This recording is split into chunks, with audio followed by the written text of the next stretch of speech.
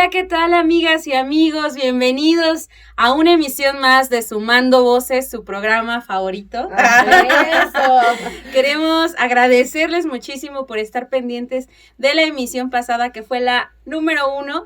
Y bueno, el día de hoy estamos en un episodio más, en el episodio 2 de Sumando Voces, y me acompañan unas mujeres fregoncísimas, como sé que hay muchas detrás de esa pantalla, así que saludo y agradezco la presencia de mi amiga Pamela. Hola, buenas noches. Y de mi amiga Andy García. Hola, ¿cómo están todos? Y su servilleta Quetzali Hernández, pues aquí dispuestas a dar todo en esta emisión número 2. Y bueno, como lo habíamos comentado en el programa anterior, tenemos la intención de que en todo marzo estemos hablando de temas que tengan que ver con las mujeres.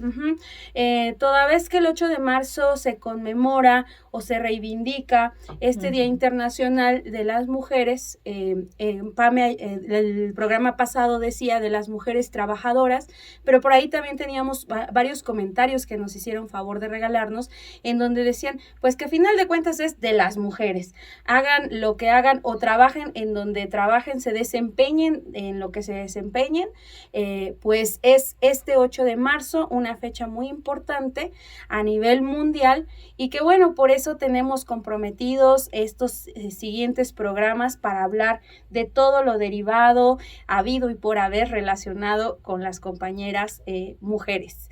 Entonces, bueno, el día de hoy traemos el tema de discusión acá, de debate o de opinión, justamente por qué salimos a las calles. Sabemos ahorita el tema de la marcha que se realiza no solo en la Ciudad de México, ¿no? Sino en todas las ciudades del país. Bueno, hablando solamente de nuestro país. Pero, ¿por qué marchamos? ¿Qué es lo que salimos a defender? ¿O qué es lo que salimos a exigir? Es como una pregunta que también se hacen tanto hombres como mujeres que a veces no han participado mucho, o también les surge la duda, no, yo quiero participar, pero no me queda muy claro qué es lo que voy a hacer o por qué voy a protestar. Voy a reclamarle al gobierno en turno, ¿por qué salgo? Entonces yo creo que hoy podríamos platicar sobre eso, ¿no? Claro. ¿Cuál es nuestra experiencia? ¿Por qué consideramos que las mujeres debemos salir? ¿Es una protesta? ¿Es una manifestación? ¿Es una exigencia? ¿A quién? ¿Sale? Yo lo pongo aquí en la mesa, abro micrófono. Sí, adelante, Andy. Arránquese. Sí, me arranco. Pues gracias, Quetzali. Otro gustazo estar de nuevo aquí con ustedes, chicas. Creo que hemos hecho aquí buen espacio, ¿no? Sí. Un espacio agradable para todos y todas ustedes. Creo que es importante mencionar, y creo que lo hablábamos fuera de aquí, de este foro, pues decíamos allá afuera que creo que es importante también destacar que, primero, pues creo que para mí no es hacia este gobierno, no es hacia a la jefa de gobierno, a la doctora Claudia Sheinbaum, no es hacia el presidente. Creo que todas las mujeres tenemos causas diferentes para salir a marchar, pues en esta fecha tan especial que es para todas nosotras, pero creo que una causa, por ejemplo, pues puede ser la desigualdad de mujeres, ¿no? La violencia, pero sobre todo es para exigir, para seguir luchando por estos derechos que nos corresponden a todas nosotras, ¿no? Sí, claro, yo creo que hay como un elemento súper importante que es fundamental, me parece a mí, no perder de vista respecto a la marcha del 8M, por lo menos en los últimos años. Claro. Y me parece que por un lado, por eso yo creo que muchas veces se encabezan la marcha del 8 de marzo los familiares de las víctimas de desaparición y de feminicidio. Entonces, si bien yo he tenido, en lo personal, la fortuna de no vivir una experiencia tan dolorosa como esa en el ámbito así como de lo más cercano, yo al menos creo que muchas de nosotras marchamos por solidaridad con los familiares de las mujeres y las niñas víctimas de desaparición y de feminicidio. Y si bien es cierto, como decía Andy, que no estamos que hoy día estamos en un mejor lugar en términos de gobierno en nuestro país, también me parece que es importante no quitar como el dedo del renglón de que hay una deuda que es histórica con las mujeres, ¿no? Y que si bien es cierto que en los últimos años, sobre todo del 18 a la fecha, se ha tratado de subsanar ciertas partes de esa deuda histórica, todavía hay muchos pendientes para la agenda de las mujeres, para los derechos de las mujeres, y creo que por eso creo que el 8 de marzo, como bien decía Andy, hay como muchas razones, ¿no? Y hay muchas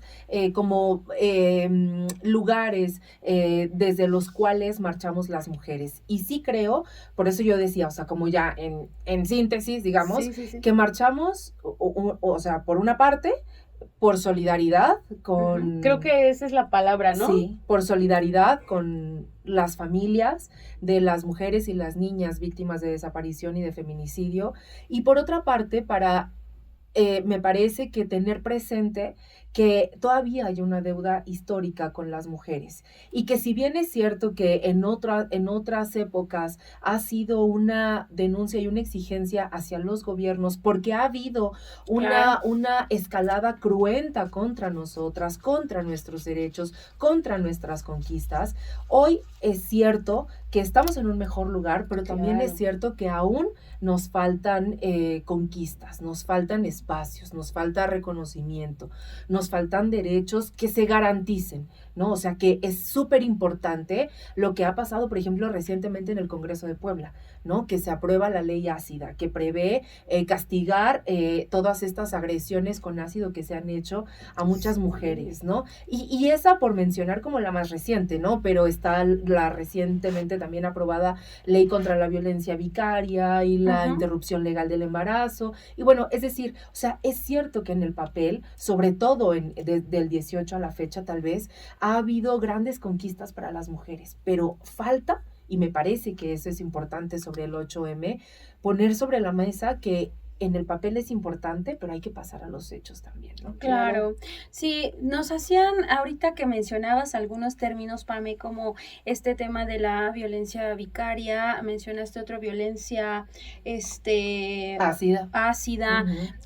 Estaba leyendo yo los comentarios del programa pasado en donde nos decían que este programa lo están viendo afortunadamente muchos sectores de la población. Sí. Es decir, no solo mujeres, no solo hombres, no solo jóvenes, no solo personas más adultas, sino personas de todos lados, ¿no? De todos los sectores sociales. Entonces nos decían, amigas, no sean gachas, cuando de pronto nos echen un término dicharachero, explíquenoslo un poquito. Sí. Pero bueno, les rogamos su comprensión a que de pronto nos vamos así, como hilo de media, pero procuraremos cada que se pueda, pues hacer estas precisiones, ¿no? Gracias. Pero bueno, creo que coincido de manera, por supuesto, general con ustedes, en el sentido de que afortunadamente hoy, al menos tratándose de la ciudad y también del gobierno federal, vivimos condiciones con las que habíamos, pues, muchas y muchos soñado, ¿no? Que se pudieran materializar. Y creo que vamos en ese sentido dando pasos, pero como bien dice Pame, todavía faltan muchas cosas por hacer.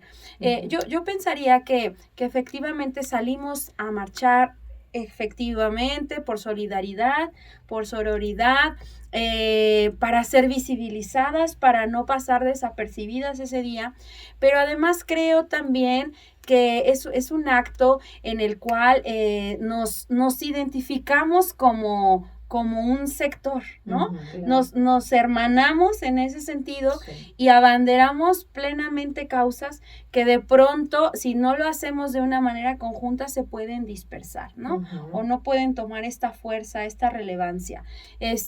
Unas compañeras me preguntaban, ¿no? Me decían, bueno, pero a ver, ¿por qué salimos a marchar en la Ciudad de México cuando la Ciudad de México es una en donde ha bajado el feminicidio importantísimamente, en donde se garantizan caminos seguros para las mujeres, en donde hay representación en cargos públicos por parte de mujeres, incluso tenemos una jefa de gobierno, ¿no? Sí. La primera por representación popular y elección popular. ¿Por qué en la Ciudad Ciudad de México sí es una ciudad en donde está legalizado el aborto.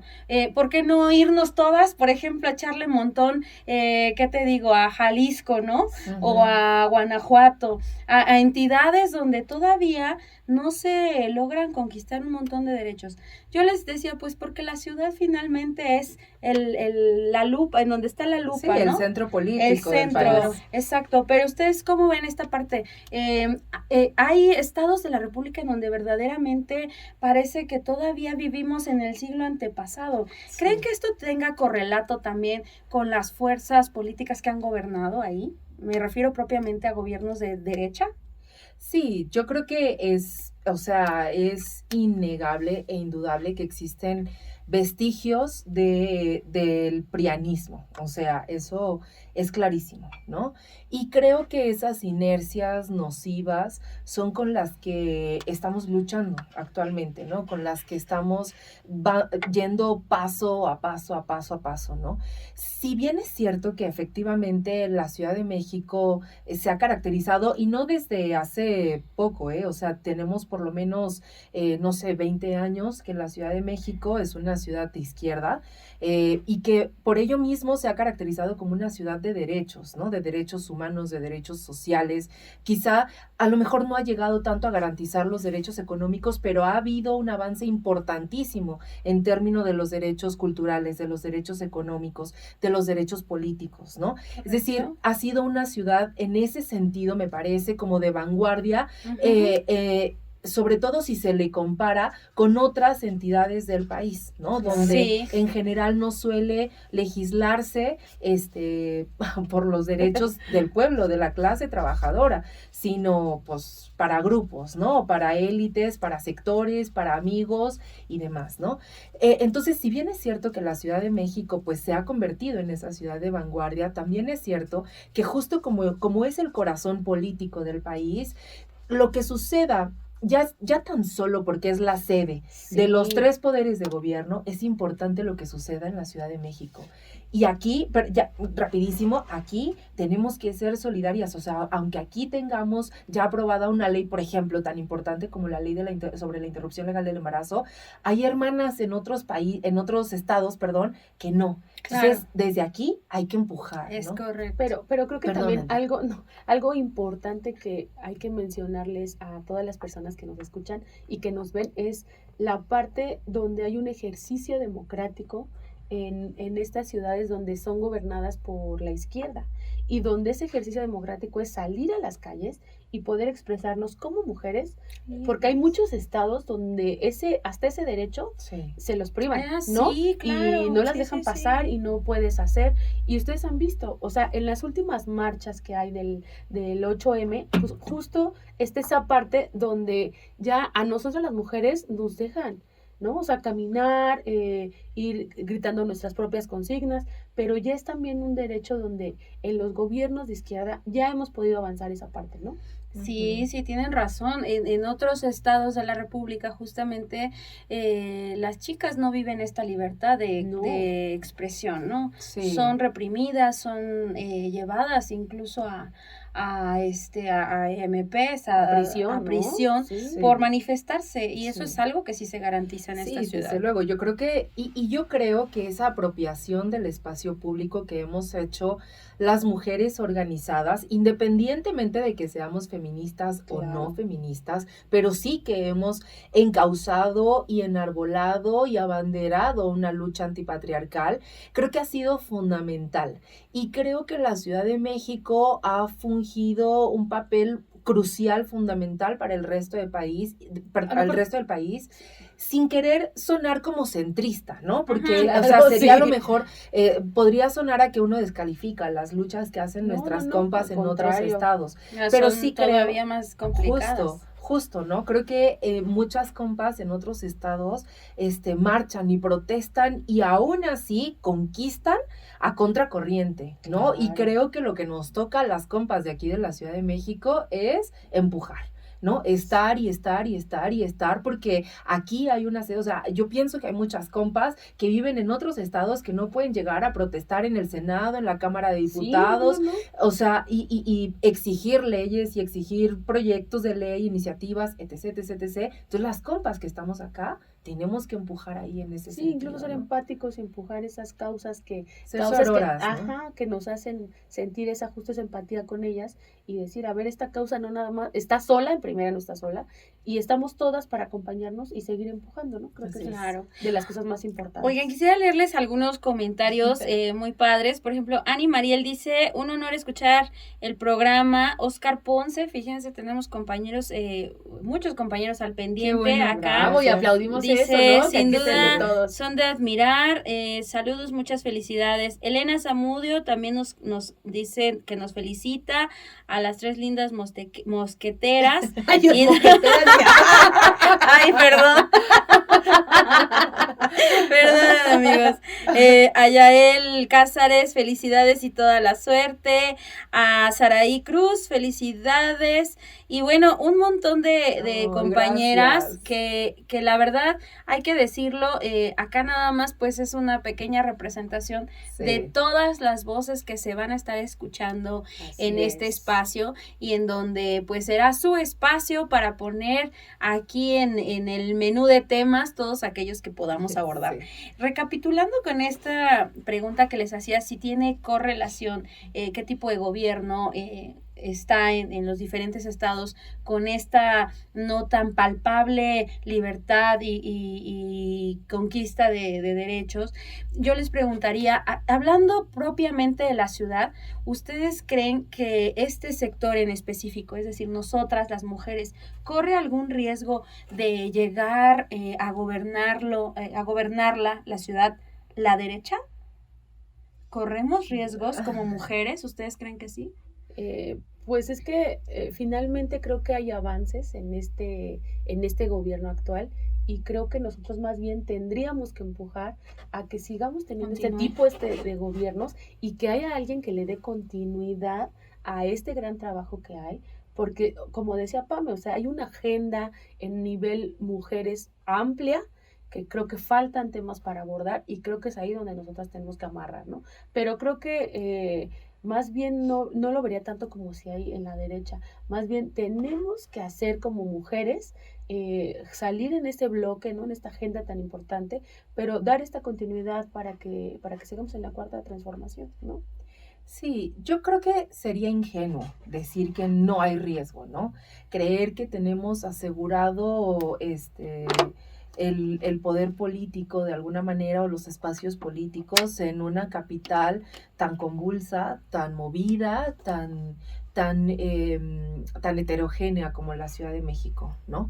Yo creo que el riesgo está, o sea, yo considero este análisis, me parece que lo he compartido, o esta reflexión la he compartido con varios compas y con varias compas, de que, o sea, no es lo mismo que nosotros y nosotras, la izquierda, hayamos sido la oposición a la oposición que tenemos hoy día, ¿no? No es lo mismo la oposición de estos días, porque es la oposición con dinero, porque es la oposición que históricamente ha sido privilegiada por el poder político, por el poder económico y demás. Entonces, creo que siempre existe, o sea, creo que es un riesgo latente que está, el de que podamos perder la ciudad, o el de que podemos, yo diría, no sé si perder, porque no consideraría que es así nada más como una competencia, yo creo que sería un retroceso. O sea, si la derecha ganara la ciudad, más que perder o ganar, es un retroceso, para ¿no? Claro. Para nosotras, para el pueblo en general, ¿no? Entonces yo creo que el riesgo es latente. Sin embargo, a mí me parece que ha habido un factor súper importante que para que la izquierda llegue a ser gobierno. Creo que ha sido fundamental el poder popular. O sea, la organización social, ¿no? La organización de las bases. Y creo que en función de que esa organización y esos lazos, esos comités de base que se han formado, que es la tradición de la izquierda y no así de la derecha, me parece que es lo que siempre, que es lo que dice el presidente Andrés Manuel López Obrador, ¿no? Que el pueblo tiene el poder, ¿no? El pueblo pone y el pueblo quita, el pueblo organizado, ¿no? Sí. Creo que ese es como la fortaleza. Sí, lo pongo acá en la mesa porque, digamos, más allá de ideologías que sea, ay, tú eres de izquierda o eres comunista y comes niños, tú eres ultraderecha y super mocho y no sé qué. Yo creo que es importante que más allá de estas posturas, posiciones políticas que son importantes de definirse, pero por ejemplo hablando de que ahorita le estamos hablando a un público, por ejemplo, de chavitas o de chavitos, que no distinguen aún todavía o se posicionan, ¿no?, en un lado, pero sí sería importante que conozcan ellas, hablando propiamente del tema mujeres, de qué pasaría, por ejemplo, si la próxima jefa de gobierno fuera la tía panista Kenia Rabadán, ¿no se llama Rabadán? Gracias, ¿qué significaría eso? O sea, que ella llegue al poder siendo representante de un partido conservador como es el PAN. ¿Qué significa? ¿En qué se traduce en términos prácticos, no? Bueno, pues significa que a lo mejor esta corriente de pensamiento no coincide con que tú, chavita, puedas tener libertad para elegir tu orientación sexual, sino que seas catalogada, criticada, estereotipada por ello, ¿no? Yo creo como que sepan esas, lo que implica. Sí. Yo creo que hay que mirar tan solo la agenda de la derecha, ¿no? Llámese cualquier partido de derecha, ¿no? Cualquier partido político de derecha. Yo creo que cuando se les llama antiderechos es porque creo que esos son, ¿no? Sí. Que hay, o sea, yo sí creo que si la derecha gobierna, habría un retroceso en muchos sentidos, ¿no? Sobre todo porque ha habido muchas conquistas de derechos, hablando específicamente de las mujeres, ya lo decía yo, ¿no? Como el tema, por ejemplo, de la interrupción legal del embarazo, el sector conservador de la política, o la derecha, para pronto, lo ve bien, ¿no? O sea, lo criminaliza, sí. Más allá de impugnarlo, lo criminaliza, ¿no? Y lo castiga. Entonces, fundamentado, bueno, en diversos criterios morales que, bueno, pueden ser legítimos o no, eso no está a discusión por ahora, pero lo que sí es cierto es que hay una conquista que las mujeres hemos conseguido y es esa, que exista el poder de decisión sobre nuestros cuerpos, ¿no? Y que a partir de esa legislación podamos estar haciendo una cultura de determinación sobre nuestros cuerpos y mirar nuestros cuerpos como nuestro primer territorio, ¿no? Y creo que esa mirada no existe en esa agenda. Y no solamente no existe esa mirada del cuerpo como un territorio que no se vende, que no se capitaliza, que no se cosifica, que no se mercantiliza. O sea, creo que por eso son como posturas antagónicas, ¿no? Entonces yo creo que justamente esa cultura que hemos logrado, no es que se perdiera, pero se fracturaría, me parece, dejaría de avanzar, ¿no? Y que además yo creo que es hacia allá, hacia donde tenemos que avanzar, justamente, tenemos, ¿no?, que ir hacia adelante, en la conquista de esto que tanto hemos logrado. Oigan, a propósito del tema de nuestros cuerpos, nuestras cuerpas, nuestros cuerpes, y este cuerpecito que Dios nos dio, o la naturaleza, es un punto muy importante que acaba de mencionar Pame, ¿no? Que es algo también por lo que salimos y marchamos y nos manifestamos, el que se respete, que nuestros cuerpos sean como tengan que ser y se dignifiquen y valoren en la misma manera. No sé si vieron apenas este tema de acoso en redes sociales, de estar, ahora sí que chingue, a amiga Michelle, una Actriz, no me acuerdo de su apellido, ahorita que nos confirmen, no sé si es Rodríguez, me parece que sí, perdón, Mitch, se me fue tu apellido, que incluso retuiteó un tweet que sacamos en redes, en donde la apoyábamos, porque tuvo mucho ataque respecto a su aspecto físico. Propiamente se traducía en gordofobia, ¿no? También lo vimos con Rihanna, ¿no? En el Super Bowl, en el medio tiempo, que también todo el mundo así de, ¿y a qué hora se va a encuerar, no? ¿Y dónde están las boobies de fuera? ¿Dónde está? ¿Por qué está gordita? ¿Está embarazada? Bueno, toda esta serie de cosas. En la política también lo vemos, ¿no? Por ejemplo, ¿qué crítica le hacen constantemente a Citlali? El tema también de la gordofobia. ¿Ustedes cómo ven esta parte de la gordofobia? ¿La han vivido? ¿Han estado cercanas a una situación? ¿Qué opinión les merece? Pues mira, yo creo que aparte el término de gordofobia, pues habla yo creo que de un término de discriminación, ¿no? O sea, de decirte, a ver, esto por tu forma de cuerpo, ¿no? O de alguna otra situación, no es correcta. Pero creo que nosotros vivimos en un mundo, ¿no? Más allá de este país, de esta ciudad hermosa, vivimos allá, más allá, en este mundo donde creo que a veces sin querer uno también incita a faltar al respeto a alguien, ¿no? O sea, a lo mejor uno desde chiquita, por ejemplo, le dice, ay, mi gordita bonita, ¿no?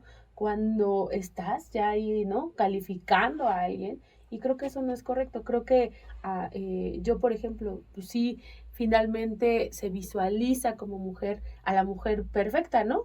A la de caderas bonitas, cintura delgada, bonita de piel, bonito de cabello, pero creo que parte más allá de ese valor que nos demos nosotras como mujeres y sobre todo respetarnos entre nosotras y respetar a la mujer que tienes enfrente, ¿no? Uh-huh.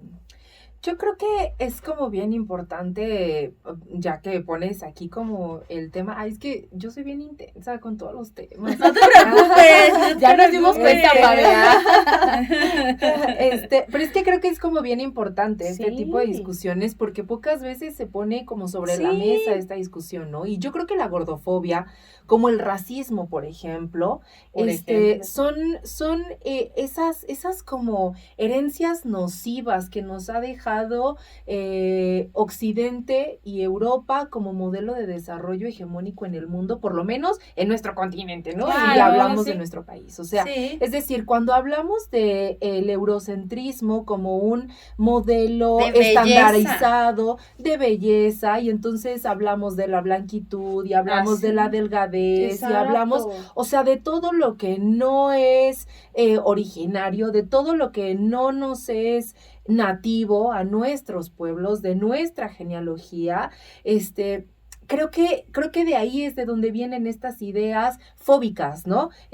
Gordofóbicas, prietofóbicas, mujerofóbica y todo lo que se ¿no? O sea, todo, yo creo que todo esto es como vestigios nocivos o herencias nocivas de este eurocentrismo, ¿no? Que es racista, que es clasista, que es xenófobo, que es, entre otras cosas, gordófobo también, ¿no? Entonces yo creo que es como súper importante, o sea, desde luego, y probablemente y con justa razón, siempre entramos como cuando se habla de la gordofobia en esta como dilema, ¿no? De alguna manera, entre decir, bueno, pero es que también la obesidad es un problema de salud y tal. Y yo considero que sí, o sea, que los cuerpos tienen que estar sanos, ¿no? Que tenemos que cultivar, pues eso, valga la redundancia, una cultura de la sana alimentación, tiene que haber, o sea, todo este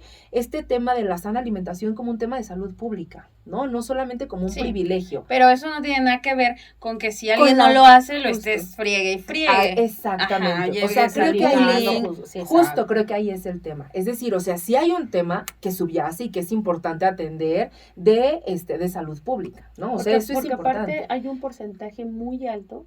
Yo cuando estaba leyendo este tema, es casi el 27.5 que arroja el INEGI de este porcentaje importante donde una persona se siente discriminada por la gordofobia, ¿no? O sea, entonces está cañón. No, está cañón. Sí, claro. Y las causas que puede, las consecuencias que puede generar, justo, ¿no? Sí. Que tiene ya que ver con un tema también del ámbito de la salud pública, que es la salud mental, el número de suicidios, por ejemplo, que se tienen, enfermedades relativas a trastornos de alimentación y un chorronal de cosas que sí son muy importantes de ver, de poner en el centro de atención de todas y de todos, ¿no? Claro. Y que decíamos, pues que es un buen tema para también profundizarlo, ¿no?